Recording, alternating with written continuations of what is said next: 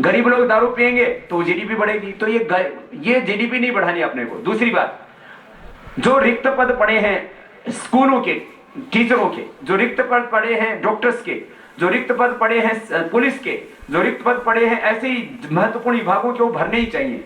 लेकिन बात यही आती है हमारे यहाँ पर, ये बैलेंस नहीं है। स्वामी जी को प्रणाम।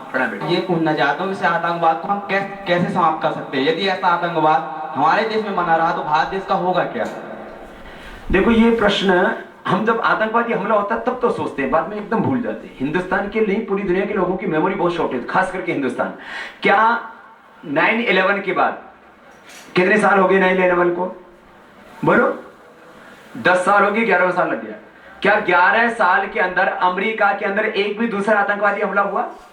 क्यों? उसकी एक तो अंदर की इंटेलिजेंस, दूसरा उसकी सीमाएं, तीसरा वहां करेंसी, इसके ऊपर कंट्रोल है। यदि ये अपने देश के अंदर करेंसी के ऊपर कंट्रोल कर लो, इनको रसद ही नहीं मिलेगी, वेतन ही नहीं मिलेगा, खाना ही नहीं मिलेगा। ये सारा का सारा काम हमारे ब्लैक मनी से हो रहा है।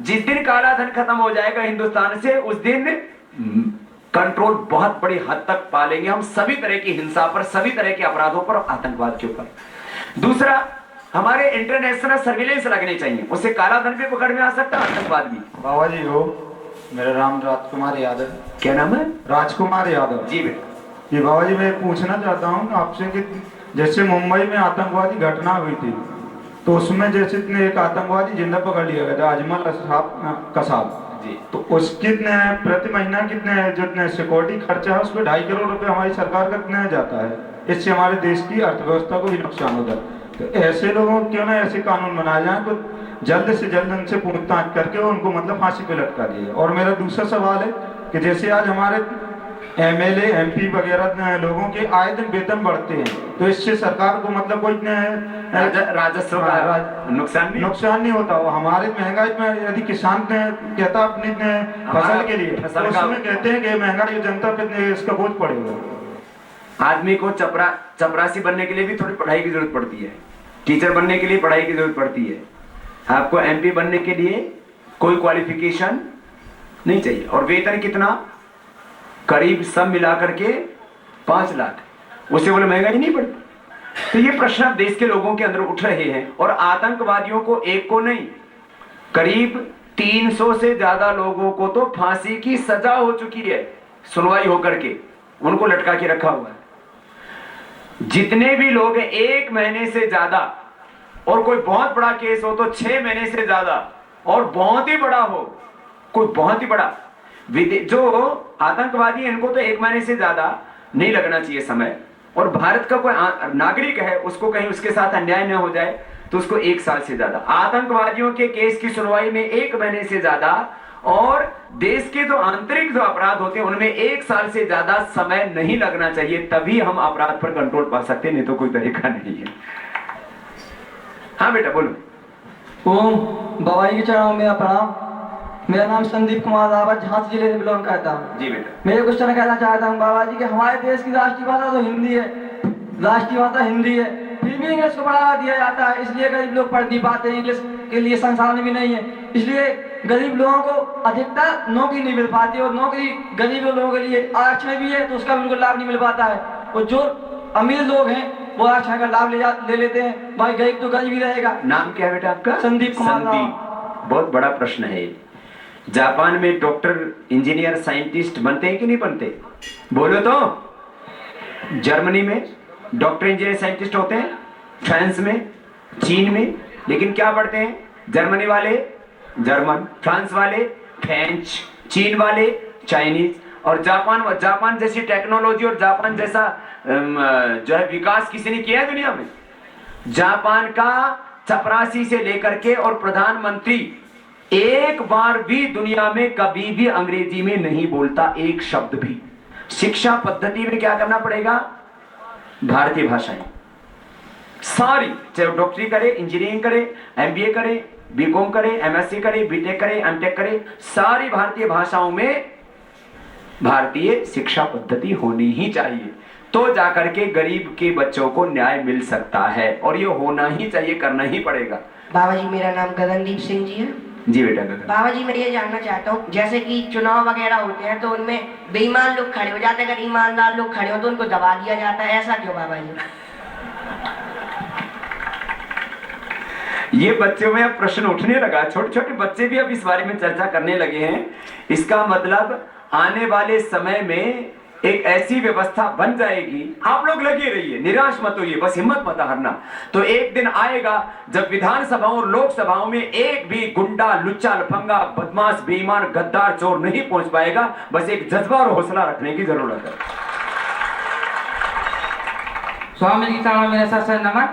मेरा नाम अभिषेक महान है। मैं स्वामी जी से अभिषेक महान जी हाँ? मैं स्वामी जी से पूछना चाहता हूँ कि मतलब किसान के बारे में, कि जो किसानों के मतलब दालें होती हैं, अनाज पैदा होता है, इसके रेट जब मंडी स्तर में लाते सस्ते होते हैं, लेकिन जब वही दाल पैकिंग हो गए पिस करके आती है उसके मतलब रेट दूने हो जाते हैं, और उसमें मिलावट भी होती है, ऐसा क्या होता है? इस महान ने तो बड़ा महान प्रश्न पूछा। देखो ये बेटा इसको बोलते हैं प्रोसेसिंग फूड। तो पूरी दुनिया के अंदर ये फूड प्रोसेसिंग इंडस्ट्री चल रही है अभी। तो किसान को दो चीजों से बड़ा नुकसान होता है। एक तो उसका वेस्ट हो जाता है सामान, टमाटर सड़ जाते हैं, सब्जियां सड़ जाती हैं, अनाज सड़ जाते हैं, और दूसरा प्रोसेसिंग यूनिट गांव में लगनी चाहिए छोटी छोटी। अब गेहूं मिलता है 10 रुपए और आटा मिलता है 20 रुपए। अब दाल जो है तो मंडी में बिकती है 30-40 रुपए में, और बाजार में आते आते कितने में हो जाती है? 80 रुपए में। तो ये अब ये इसके लिए चाहिए ग्रामोद्योग, गांवों के अंदर ही छोटे छोटी इंडस्ट्री लगनी चाहिए, और वो इसकी पैकेजिंग करें, वो इसका प्रोसेसिंग करें। तो प्रोसेसिंग इंडस्ट्री छोटे रूप में गांव में जाएगी, तो फिर ये जो प्रोसेसिंग का जो बड़ा जो है जो कमीशन, जो बड़ी दलाली, जो बड़े व्यापारी लोग खाते हैं, वो बंद हो जाएगी और किसानों को ज्यादा से ज्यादा उनकी कीमत मिल पाएगी। जी बाबा जी मैं एक प्रश्न और पूछना चाहता हूँ आतंकवाद के बारे में। पूछ ले। जब ये आतंकवाद हमारे देश में होता है तो इसमें भारत देश के ही मतलब दोषी हैं कि कोई और? जैसे एयरपोर्ट से जब अन्य देश के लोग आतंकवादी आते हैं तो उनकी चेकिंग की जाती है एयरपोर्ट पे, या जहाजों से आते हैं तो उनपे, लेकिन फिर भी यहाँ धमाके हो जाते हैं, तो क्या यहीं पे बम बनते हैं और धमाके कर दिए जाते हैं? ये बात पूछना तो ठीक कि बाहर से तो है। बेटा तुमने कभी फ्लाइट की यात्रा की है? हवाई जहाज की यात्रा तो की नहीं, क्योंकि हमने तो पूरी दुनिया की है, इसलिए पता है। हवाई जहाज में कोई बम नहीं आता है। सुन लो जरा, हवाई जहाज से कोई बम नहीं आता है। सीमाओं पर भी चारों तरफ क्या लगा रखी है? बॉर्डर सिक्योरिटी फोर्स, उसको क्या बोलते हैं? BSF। इसका मतलब सीमाओं से भी आने की संभावना कम है। बाहर के देशों से जहाज से हथियार लाना संभव है। एक काम होता है, ये शिपिंग वाला काम होता है ना, वहां अधिकारी मिल जाते हैं कई बार, वो जहाजों में हथियार आ जाते हैं कई बार, और ये मुंबई में हुआ है। तो जहाजों में से हथियार नहीं आने चाहिए, वो बड़ा सामान आता है, उसमें भी दरअसल ईमानदारी चाहिए, देशभक्ति चाहिए। देशभक्ति की बात करने वालों को यहाँ अपराधी समझा जाता है। तो ये दरअसल हमारे ईमानदारी, देशभक्ति और नीतियों में पारदर्शिता ये नहीं है, और देश के अंदर बहुत गड़बड़ी। जो प्रकार वही नहीं, अवैध शराब पिएंगे इसलिए हम टैक्स लगाते हैं। कोई भी माँ बाप अपने बच्चों को शराब पिलाना चाहेगा तो सरकार का कर्तव्य किसकी तरह होता है? माता पिता की तरह। तो सरकार को प्रयास ये करना चाहिए, मूलभूत शिक्षा में सुधार करना चाहिए कि ऐसे संस्कार दे दिए जाएं कि जैसे आज यदि सारी दुनिया का साम्राज्य मिले और मुझे कोई एक बूंद शराब पीने के लिए कहे तो मेरे मुंह में उस शराब की बूंद नहीं जा सकती। ऐसे ही संस्कार जिसके बच्चों के होने चाहिए। मैं भी तो उन्हीं में से हूं। तो सरकार को सबसे पहले क्या करना चाहिए? शिक्षा में सुधार, संस्कार, आध्यात्मिकता। तो ये परिवर्तन समाज का नीचे से होना चाहिए। तो शराब पिएंगे ही नहीं लोग, आबकारी मंत्रालय भी नहीं बनेगा और शराब निषेध मंत्रालय भी नहीं बनेगा, तो ये दोनों ही बंद हो जाएंगे। संस्कारों की जरूरत। मेरा नाम प्रवीण कुमार सोनी है। जी बेटा। मेरा विषय बेरोजगारी है, क्योंकि भारत में 70 से 80% जनता गरीब है। यदि हर घर से एक सदस्य सरकारी नौकरी में निकल जाए तो कुछ बेरोजगारी बहुत कम हो जाएगी। तो सरकार को कौन सा नियम निकालना चाहिए? हर घर से एक सदस्य सरकारी नौकरी में निकल जाए। देखो बेटे ने प्रश्न तो वाजिब किया, लेकिन अभी बच्चों में समझ इसको और बढ़ानी पड़ेगी। देखो हमारे देश में हमें बढ़ाना पड़ेगा बेटा। 3 जगह होती है नौकरी की: इंडस्ट्री, सर्विसेज एंड एग्रीकल्चर, 3 बताए थे ना मैंने। तो हमें एक तो कृषि को उद्योग के दर्जे पर लाना पड़ेगा और खेती करने को हमें अच्छा काम मानना पड़ेगा, ऐसा नहीं कि खेती सबसे घटिया काम है।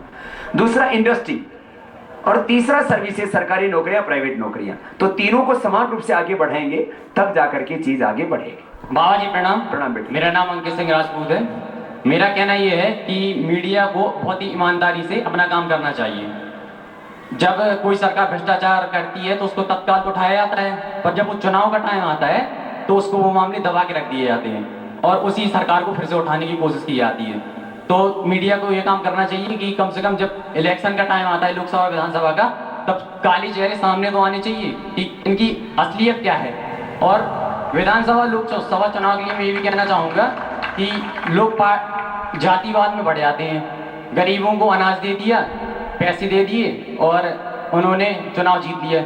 तो जनता को इतना जागरूक हो जाना चाहिए, इतना तो समझदार होना चाहिए कि पैसे भी लीजिए, जो पैसे दे रहे हैं पैसे लो, पर वोट ईमानदार व्यक्ति की हो जाके दो। उनसे बोलो कि हाँ हमने आप ही को वोट दिया, ताकि उनकी हालत इतनी कंगाल हो जाए कि आगे वो विधानसभा लोकसभा में खड़े ही ना हो पाए। बेटे ने अच्छा सजेशन दिया कि पैसे भी ले लो, दारू मत पीना। कभी सोचो दारू भी ले लो, पैसे भी ले लो, लेकिन वोट ईमानदार को दो जो वोट नहीं करते। हिंदुस्तान में करीब 50% लोग वोट, तो आज सभी संकल्प लेकर के जाएंगे कि वोट के समय वोट जरूर करेंगे और ईमानदार को करेंगे, चाहे वो निर्दलीय हो, दल वाला भी ना हो। हम हिंदुस्तान में क्या होता है, एक तो पैसा लॉकर के वोट दे देते, दूसरा बोले जीतने वाले को दे दो भाई। ये पर कुछ चीजें खत्म करनी पड़ेंगी। चलिए अब मुझे आपसे अंतिम कुछ बात कहनी है। आप लोगों को इस परिवर्तन के लिए बड़ी भूमिका आप निभाना चाहते हो, बोलो। ठीक बात है, इसलिए आप इतनी श्रद्धा से, इतने विश्वास से बैठे हुए हैं और इसमें करीब 80% जवान हैं। एक बार मैं आपके इस हौसले के लिए, आपकी साहस के लिए और राष्ट्र निर्माण के लिए आपके भीतर जो जज्बा है उसके लिए एक बार सबकी ओर से आपका अभिनंदन करता हूं। बुजुर्ग हमारे थोड़े से हैं, ज्यादातर जवान हैं। इसका मतलब अब नया हिंदुस्तान सोचने लगा है हिंदुस्तान के बारे में, और जब हम सोचेंगे तो नया हिंदुस्तान जरूर बनेगा। तो आपसे मेरा ये अंतिम आह्वान होगा, सब सुबह सुबह तो योगाभ्यास, प्राणायाम, ध्यान, एक्सरसाइज करो। अपने आप को रोग से बचाओ, नशे से बचाओ, विदेशी कंपनियों के षड्यंत्र से अपने आप को मुक्त बनाओ और वैचारिक दरिद्रता, आत्मग्लानि अपने भीतर कभी नहीं आने देना। दूसरा, जहां भी बैठो वहीं इस परिवर्तन की चर्चा करना। एक सक्रिय कार्यकर्ता के रूप में, एक पूर्णकालिक कार्यकर्ता के रूप में, जो घर पे रह करके पूरा समय इस परिवर्तन के लिए देना चाहते हैं वो, और जो पूरा जीवन इस परिवर्तन के लिए देना चाहते हैं। सुबह मैंने उनसे आह्वान किया था, वो कितने लोग हैं जरा हाथ खड़े करना, जो सुबह आए थे, कि जो पूरा जीवन देना चाहते हैं, हाँ? मेरे साथ जाना चाहते हैं, उनकी जिम्मेदारी मैंने ली थी सुबह। हाँ? ये सुबह नाम लिखवाया था ना सबने, एक बार इनका भी अभिनंदन कीजिए। बोले बाबा जी संग ले चलो। तो अभी आप लोगों का जो एक सक्रिय कार्यकर्ता के रूप में, पूर्णकालिक कार्यकर्ता के रूप में, और मैंने कहा सेवा प्रति, जो मेरी तरह से सन्यासी बनकर के पूरा जीवन देश के लिए, भगवान के लिए, सत्य के लिए जीना चाहते हैं, वो लोग जो नाम नहीं लिखाया हो और लिखवा देना, फिर आपसे और मुलाकात करेंगे। कुछ चंद लोग हैं जो देश को लूट रहे हैं। लूटने वाले कितने लोग हैं? चंद लोग, अंगुलियों पर गिन लो। कुछ चंद लोग देश को बचाने के लिए खड़े हो जाएंगे तो हिंदुस्तान का कुछ नहीं बिगड़ पाएगा। बोले भारत माता की वंदे